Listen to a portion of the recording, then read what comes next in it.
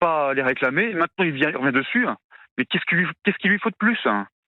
Mais vous trouvez que c'est trop? Et puis, non, moi, c'est surtout la parole donnée. Après, c'est un garçon qui a toujours été très sympathique, franchement. Voilà, après, il défend ses intérêts, mais c'est vrai que, voilà, Nasser El Khelaïfi, c'est quelqu'un, quand il donne sa parole, il la tient. Voilà, je vous le dis, le président du Paris Saint-Germain, il n'a qu'une parole. Et quand il dit un truc, il le fait jusqu'au bout, et je pense que ça, c'est pas possible. Voilà, et puis, en plus, franchement, c'est un geste envers le PSG. Ils ont gagné 0 € avec Kylian Mbappé. Ils ont investi 1 milliard d'euros, vous vous rendez compte ou pas? Ils ont même pas gagné la Ligue des Champions avec lui.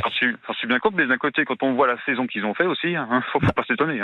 Bah oui, mais bon, Kylian Mbappé contre Dortmund en demi-finale, c'est le match de l'année, Oui, le match ça, contre je dis Dortmund. pas. Mais voilà, malheureusement, c'est comme beaucoup de sportifs, on fait un beau match et le lendemain, on n'arrive plus à rien. Et malheureusement, c'est ce qui est arrivé. Bah voilà. Merci Paul d'avoir été avec nous sur Europe 1. Vous nous appelez Voilà. quand vous voulez et je passerai vous voir Oui. si je passe en Alsace.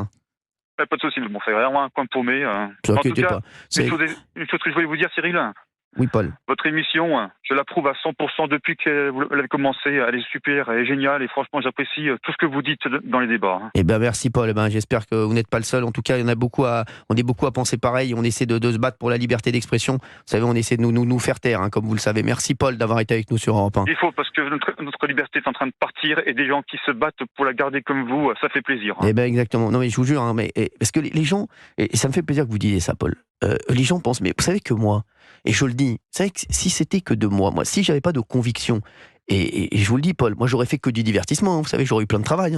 Je l'aurais fait, on m'aurait appelé pour animer Danse avec les stars, ou la Star Academy, ou des jeux, voilà, ils le font très bien d'ailleurs, mes amis qui le font, et j'adore. Nikos, il est super, Camille, je l'embrasse fort aussi, voilà, Camille, je l'embrasse fort, tous les jeux Nagui exceptionnels, mais c'est vrai que, voilà, j'ai besoin. Je vous dis, je le dis, moi, la France m'a tellement apporté que je me sens investi pas d'une mission, mais je me dis que j'ai envie de donner mon avis et d'essayer de me battre pour essayer de faire passer également des idées. Mais je vous le dis, j'aurais gagné aussi bien ma vie, si ce n'est mieux, si j'avais fait des jeux et du divertissement toute la journée. Et moins de problèmes. Moins de quoi prendre. Et moins de problèmes. Mais je vous jure, Paul, parce que quand je vois tous ces journalistes qui m'attaquent et c'est vraiment c'est idiot. Moi, je vous le dis, si je faisais ça pour l'argent, je vous le dis franchement et je vous jure, mais j'aurais fait du jeu, j'aurais fait de la je vous le dis, j'aurais fait des jeux, j'aurais fait des prime time sur TF1 très bien, qui sont super, de divertissement, j'aurais rigolé toute la journée. Et voilà, donc merci Paul de me dire ça en tout cas, ça me fait bien plaisir. C'est pour toujours de raisons qu'on est beaucoup de Français, je pense que je vais parler pour beaucoup de nos auditeurs, en disant que vous nous représentez par vos paroles, comparé à beaucoup d'autres, justement, que vous venez de citer.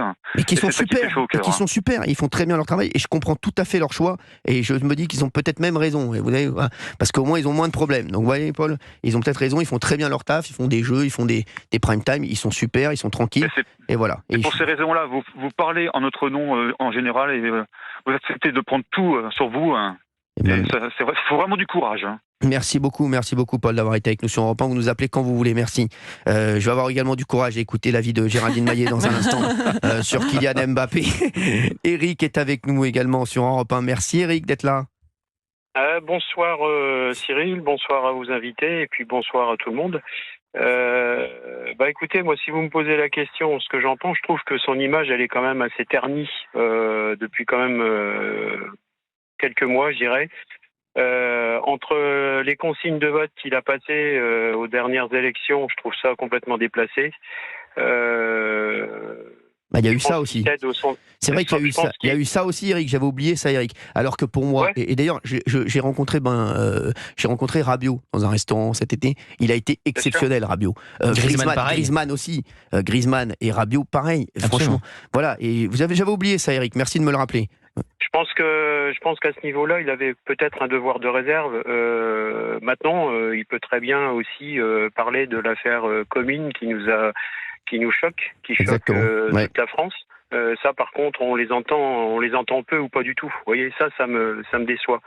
Ce qui me déçoit aussi, c'est que visiblement, pour reprendre vos mots, il y a très certainement un non-respect de la parole donnée. Et ça, je trouve que c'est gravissime parce que le PSG a fait quand même beaucoup, a fait énormément pour lui. Et je pense que si effectivement il y a un non-respect de la parole donnée, que ce soit sur 50 €, que ce soit sur 5 000 €, 1 million, 50 millions d'euros, Franchement, moi aujourd'hui, j'aimerais pas être à sa place. Quand bien même il est milliardaire, non, je préfère faire ce que je fais, travailler dans le domaine où je travaille, mais je me sentirais mal à sa place. Maintenant, il faut voir les tenants, les aboutissants. Bien mais sûr.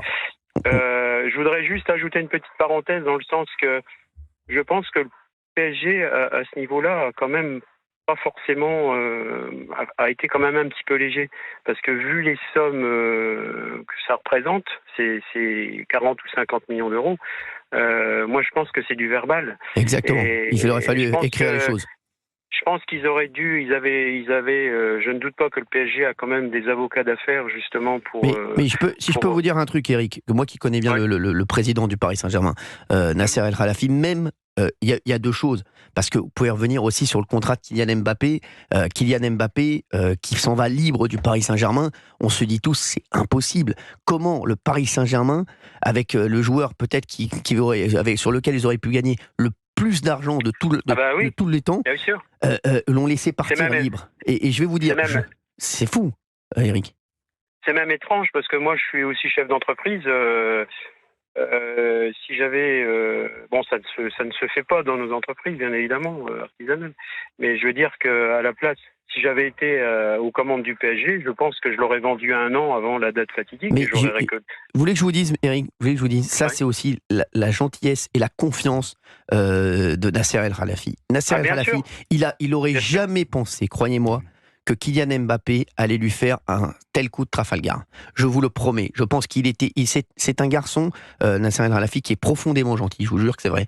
Et quand il y a une parole, et quand pour lui, c'était une parole tacite entre Kylian Mbappé et lui, de se dire, quoi qu'il arrive, je vais vous renvoyer l'ascenseur au Paris Saint-Germain, on va trouver un accord, on va signer un contrat que je terminerai certainement pas, et comme ça, vous allez pouvoir prendre quand même de l'argent sur mon transfert. Malheureusement, c'est pas ce qui s'est passé, et d'ailleurs, c'est pour ça que ça s'est extrêmement tendu entre Kylian Mbappé et Nasser El Khelaïfi, puisque Nasser, vraiment, c'est quelqu'un qui est dans la confiance, c'est quelqu'un qui quand il donne une parole, eh bien, il la tient. Et voilà. C'est sacré. Bah oui. C'est sacré. De toute façon, la parole donnée. Moi, je travaille dans les affaires, aussi dans les produits chimiques. Quand on fait des affaires, des fois, c'est le respect de la parole donnée. Et croyez-moi, en 27 ans d'activité, personne ne s'est dérogé. J'ai eu peut-être la chance aussi de tomber sur des gens bien, des gens qui étaient respectueux. Mais si effectivement il y a eu non-respect de la parole donnée, c'est franchement, pas bon. Moi, par exemple, voilà, je vous le dis, avec toutes les personnes autour de la table, il y a des contrats qui sont signés, re-signés, recheckés, parce que j'ai zéro confiance. Voilà, je le dis, Eric, aujourd'hui sur Europe 1. Ouais. Merci, Eric, d'avoir été avec nous, en tout cas. Merci beaucoup, encore, vous nous rappelez quand vous voulez. C'est gentil, merci, bonne soirée. Et merci de nous écouter entre 16h et 18h, c'est votre nouveau rendez-vous, on marche sur la tête sur Europe 1. On va prendre Jean-Pierre et ensuite, je vous le dis, j'ai envie de vous dire M-5. M-5, 5 minutes avant l'intervention de Géraldine Maillet sur Kylian Mbappé et Nasser El Khelaïfi. Sachez, et je le dis aux auditeurs d'Europe 1, je partirai de cette émission un petit peu avant aujourd'hui. Je ne veux pas écouter ça. Géraldine Maillet donc, dira ce qu'elle a à dire. Parce que je veux qu'elle... Non, tout le monde sera là. Et pas vous ? Vous inquiétez pas, je vais rester derrière la porte. Je vais rester derrière la porte. Qui va conclure l'émission. C'est un nouveau concept. Je le dis, je vais rester derrière la porte. D'accord ? Pour le moment, on a Jean-Pierre avec nous en ligne sur Europe 1. Bonjour Jean-Pierre. Bonjour. Merci d'être avec nous Jean-Pierre sur Europe 1. Bonjour à tout le monde. Vous habitez où ? Je vous en prie. J'habite dans le Lot-et-Garonne. Où ça exactement ? Dans le Lot-et-Garonne, à Biaf. D'accord. À 3 km de Villeneuve-sur-Lot. Je sais, j'ai sévi là-bas. Merci Jean-Pierre d'être avec nous. Pour vous, un contrat est un contrat, Jean-Pierre. Écoutez, moi, ça fait un moment que je vous entends. Je trouve que Nasser, moi, je le connais pas. Kylian, je le connais pas. Je pense pas que Nasser, ça soit un perdreau de l'année. Donc, il a signé un contrat, il s'est mis d'accord avec Kylian. Et s'il réclame 55 millions, c'est qu'il a des droits. Donc, à partir de ce moment-là, il doit respecter ses contrats. Taper dans la main à ce niveau-là, c'est peut-être un peu, je sais pas, un petit peu léger. Si ça s'est fait, parce que je ne sais pas si ça s'est fait. Moi, ce que je lis dans l'équipe tous les jours, parce que je lis l'équipe tous les jours, je vois qu'on ne vient pas payer 3 mois de salaire. c'est quand même un peu léger, quoi. Oui. En plus, bon, lui, 3 mois de salaire, ça fait quand même quelque chose. Hein. Oui, non, mais lui, ça fait beaucoup de salaire, ça fait beaucoup aussi d'impôts ça fait beaucoup d'impôts pour le gouvernement aussi. Ah bah, je peux vous dire, 3 mois de salaire, imaginez quand il les a pas, à mon avis, ça fait quand même un gros trou. Hein. Ça se voit. Ou pas d'ailleurs. Oui, mais enfin, lui, il mangera quand même, hein, ça, je me fais pas de soucis pour lui. Après, moi, je suis un historique du PSG. Hein. J'étais au match de montée en 74. Ah ouais. Je suis parisien d'origine. J'ai connu Daniel Echter, Francis Borrelli, RTL. Maintenant, c'est le Qatar. Moi, ce que je crains, c'est qu'un jour, si le Qatar arrête, le PSG va disparaître. Alors, justement, Jean-Pierre, ça qui est embêtant. Une petite parenthèse là-dessus. Est-ce que vous avez vu comme on met des bâtons dans les roues à Nasser El Khelaïfi, et comme vraiment, non mais c'est incroyable, ils se rendent pas compte. Imaginons qu'il lâche le club, imaginons qu'il aille vers un club comme Chelsea, qu'il reprenne Manchester United ou je ne sais pas. Vous imaginez le drame que ce serait pour nous en France? Non mais les gens et les journalistes, enfin certains journalistes sont toute la journée en train de taper sur lui. C'est incroyable. C'est incroyable. Mais oui, mais c'est ce que vous faites en ce moment. Vous tapez sur Kylian parce qu'il réclame son dû. Ah oui. Moi, je ne sais pas s'il a raison ou pas raison. Mais s'il a raison, ça va se passer devant les tribunaux. Bah oui. S'il a raison, Nasser, il fouillera dans sa poche, il doit être bien profonde. Il va trouver les 6 millions qu'il faut. Il est incroyable, Jean-Pierre. Bon, écoutez, non, mais moi, on est en train de fouiller dans nos poches, là, nous aussi. Là. On voit ce qu'il nous reste. Oui. Merci. Non, mais si vous voulez, moi, j'ai suivi le PSG depuis longtemps, puisque ils sont montés parce que le Paris Football Club descendait et parce que le Parc des Princes venait d'être terminé. Donc, il fallait un occupant au Parc des Princes. Le match d'appui qu'ils ont fait contre Valenciennes, moi qui étais, il y a eu un penalty, n'en parlons pas. J'étais derrière Jules Fontaine quand il a eu son malaise sur le terrain. Ah ouais. J'étais content que ça monte. Bon. Merci Jean-Pierre d'avoir été avec nous sur Europe 1. Vous nous rappelez quand vous voulez pour un autre sujet. Mais c'est un plaisir. Merci Jean-Pierre, merci d'avoir été là. Vous. Il est 17h49 sur Europe 1.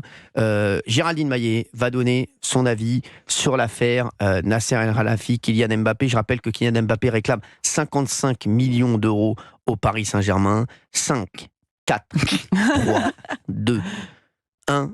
Géraldine Maillet, les auditeurs d'Europe 1 vous écoutent. Alors déjà, je voulais dire que je ne connais ni Nasser, ni Kylian Mbappé. Donc évidemment, Cyril, il y a l'aspect sportif. Sportivement, effectivement, la dernière année de Kylian Mbappé, on l'a dit, a été catastrophique. Moi, je ne suis même pas sûre qu'il puisse revenir au très haut niveau. Ensuite, il y a l'aspect Kylian Mbappé citoyen. Gauthier en a parlé tout à l'heure. Quand il tweet entre les deux tours, je trouve que c'est complètement déplacé, hors sol, indécent. Je déteste. Après, il y a le Kylian Mbappé contractuel et homme d'affaires. Pour l'instant, franchement... c'est parfait. Moi, j'attends quand vous... Jean-Pierre en a parlé... vous l'appelez JP. J'appelle JP parce que je suis moi-même pour le PSG et donc entre supporters, voilà, on se soutient. Et là, pardonnez-moi, alors je sais que c'est votre ami, mais quelle naïveté de la part de Nasser. C'est-à-dire qu'en fait... Est-ce que vous pensez vraiment que le patron du Real Madrid, par exemple, un Florentino Pérez, aurait dit comme ça entre deux poignées de main, entre deux checks, ok, pas de problème, c'est bon. Non, Géraldine, en fait, vous venez de faire partir Cyril du studio. Un contrat, c'est un contrat. Il a dû vraiment être extrêmement maltraité cette dernière année au PSG. Il a dû être très maltraité, on le sait d'ailleurs, puisqu'il a été mis au loft dès le début de la saison, donc on l'a écarté, donc il a été maltraité. Ouais. Je pense qu'un jour il parlera, un jour il nous dira ce qui s'est passé dans cette dernière année, on apprendra, pardonnez-moi Cyril, vous n'êtes plus là, mais je vois votre veste, et on apprendra que finalement, en fait, il ne faut plus qu'il soit, Nasser, il ne faut plus qu'il soit à la tête du PSG, alors il faut qu'il laisse, oui, éventuellement Cyril, parce que je pense que Cyril est un bien meilleur businessman, il connaît bien les rouages du business, il sera bien meilleur que Nasser, parce que le problème de Nasser, c'est qu'en fait, il a... J'ai pas écouté, elle a dit quoi ?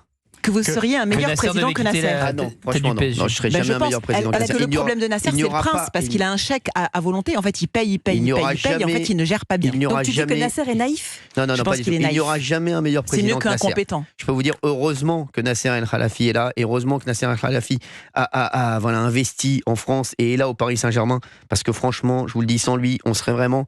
très très mal. Et là, voilà, je le dis avec du vague à l'âme, avec des trémolos dans la voix, parce qu'heureusement qu'il est là, je peux vous le dire. Et d'ailleurs... Il reste. Bien sûr qu'il reste, heureusement qu'il reste. Il reste parce qu'il va forcément finir par gagner la Ligue des Champions, et je me demande si ça va pas être très prochainement d'ailleurs. Parce que là, le PSG n'a jamais aussi bien joué, et je le vois, les joueurs sont beaucoup plus détendus. Voilà, je vous le dis. C'est ça, c'est comme vous. Ils sont jeunes quand même. Hein. C'est une équipe, arrêtez. Taisez-vous. Barcola. Ne pousse pas le bouchon trop loin. Barcola n'a jamais aussi bien joué, il va faire une saison exceptionnelle. Il a fait beaucoup Vous savez ce que m'a dit? Vous savez ce que m'a dit un mec? Je le dis. Un mec qui est très proche du Real Madrid. Un mec qui est très proche du Real Madrid. Il m'a appelé aujourd'hui. Je vous jure que c'est vrai. Zidane ? Il m'a dit, tu veux pas nous échanger Barcola contre Mbappé? Mbappé revient, on reprend Barcola. Je vous jure que c'est vrai. Non. Pour vous dire où ils en sont. Donc je peux vous dire, Nasser, voilà. Après, voilà, Nasser El Khelaïfi, en tout cas, c'est quelqu'un d'exceptionnel.